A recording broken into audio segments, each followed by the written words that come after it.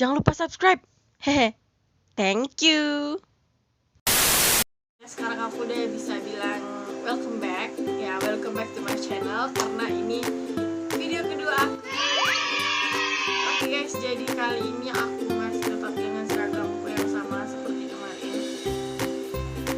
Tentunya aku masih tetap bakalan ngebahas tentang pramuka, cuman beda topik.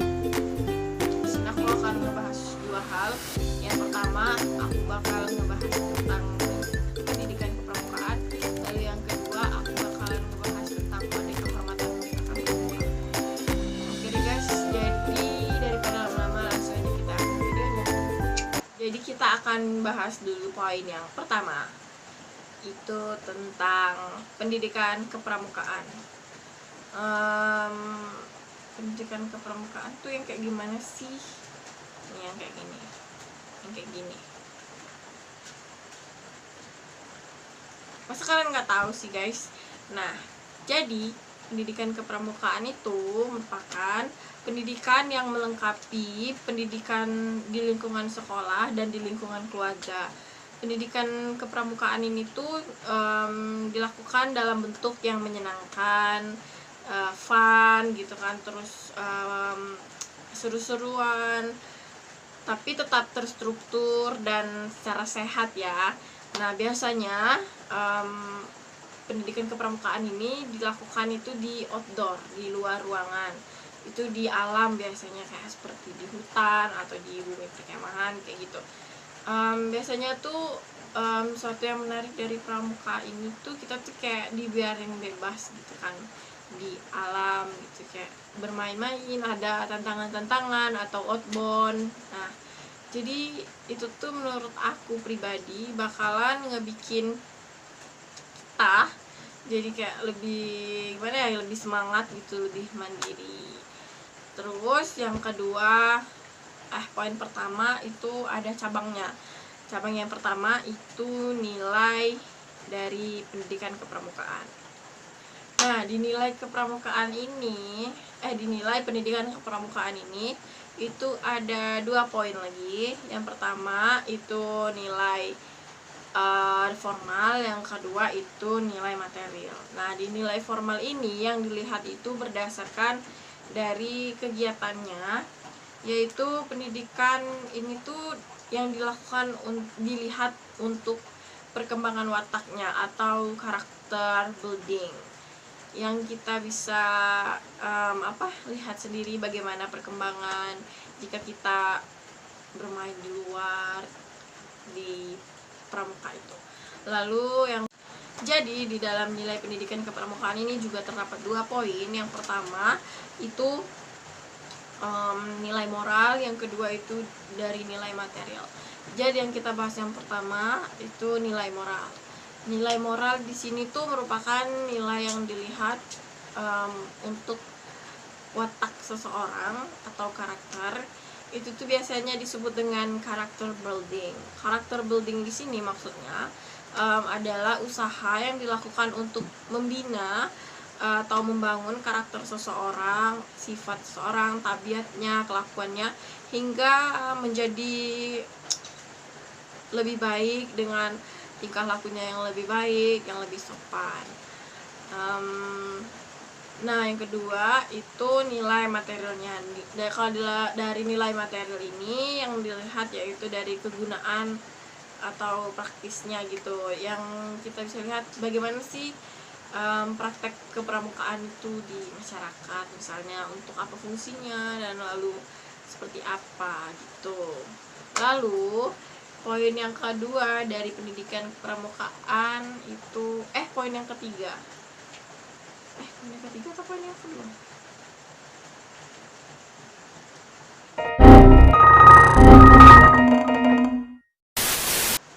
Pokoknya poin yang keberapa itulah ya, yang selanjutnya aja. Jadi yang selanjutnya itu adalah poin kegunaan dan sifat dari pramuka. Kalau dari kegunaan atau praktisnya, pramuka itu biasanya menghibur ya. Kalau kita lagi ikut pramuka itu pasti ada mini games gitu yang bakalan diadain sama kakak-kakak pembinanya. Misalnya aja kayak main gerobak sorong, atau loncat berantai, atau main kucing dan tikus, atau dan yang lainnya. Nah, lalu yang kedua itu sebagai alat pembinaan dan pengembangan generasi muda. Di sini tuh bagi yang generasi muda itu belajar membina adik-adiknya. Jadi melalui membina dia juga belajar bagaimana caranya menjadi seseorang yang lebih baik, yang lebih disiplin seperti itu. Lalu yang terakhir itu pengabdian. Itu sebagai pengabdian itu jika bagi yang anggota dewasa, pramuka menjadi sebuah pengabdian. Jadi, sifat pramuka itu ada 3. Yang pertama itu terbuka, yang kedua universal, lalu yang ketiga itu sukarela. Kenapa terbuka? Ya karena dilihat dari usianya ya, itu sangat-sangat terbuka sekali. Tapi minimal itu biasanya usia 7 tahun sampai usia berapapun lah ya, sampai sesanggupnya. Kan banyak itu yang bapak-bapak itu yang sudah tua masih juga semangat dalam pramuka. Lalu yang kedua itu bersifat universal. Bersifat universal itu maksudnya dia menyeluruh, cuman dia masih tetap mengikuti kaidah-kaidah dari sistem kepramukaannya. Lalu yang ketiga itu secara sukarela. Pramuka itu tidak ada paksaan, jadi siapapun yang mau ikut bergabung pramuka itu tidak pernah dipaksa. Kenapa sih kegiatan pramuka itu penting? Gitu. Kalau menurut saya kegiatan pramuka itu penting karena kegiatan pramuka itu melatih mental kita untuk menjadi kuat. Melalui kegiatan pramuka juga kita itu diajarkan untuk menjadi pribadi yang baik, berkelakuan baik, bertutur kata sopan, menghormati orang lain juga. Lalu kita sebagai yang pramuka gitu, itu tuh bakalan dibekali dengan sikap dan mental yang tangguh dan disiplin, guys.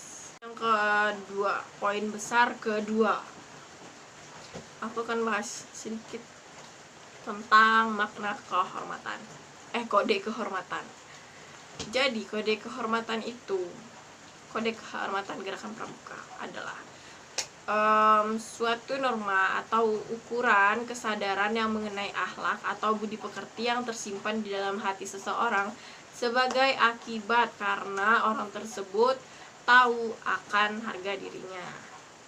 Banget ya guys, kalau misalnya aku yang bagian kode kehormatan ini kayak susah gitu ngejelasinnya karena aku juga takut salah-salah, makanya jadi aku ngebaca dari sumber ini. Kode kehormatan bagi pramuka itu disesuaikan dari golongan usianya, juga jasmaninya, rohaninya dari peserta didik tersebut. Jadi yang pertama itu kode kehormatan bagi pramuka siaga, yang itu usia 7-10 tahun.